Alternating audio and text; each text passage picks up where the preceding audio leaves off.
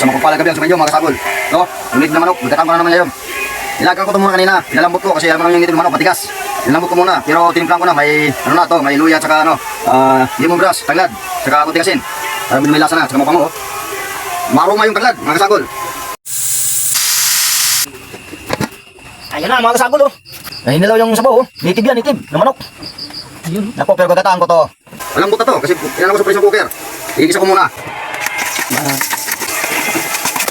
Kasi gagataan ko to. Ito ko magluto pag gata. Ano? Gata na nitib manok. Ito ko magluto, kaya igisa ko muna. Ito mga kasagol oh. Lagyan ko na ng gata. Yung pangalawang gata to. Yan oh. Nako. Masarap to mamaya. Ilagay ko na mga kasagol yung ano, yung unang gata. Ox na to. Ito na yung mga lutong pacham. Nitib na manok with gata. Nako. Ito mga kasagol oh. Nako, tumutulo yung sabaw. Creamy. Ba talaga pag tunay na gata? Oh. Rapsa mga kasagol. Gusto yung mga lutong pacham.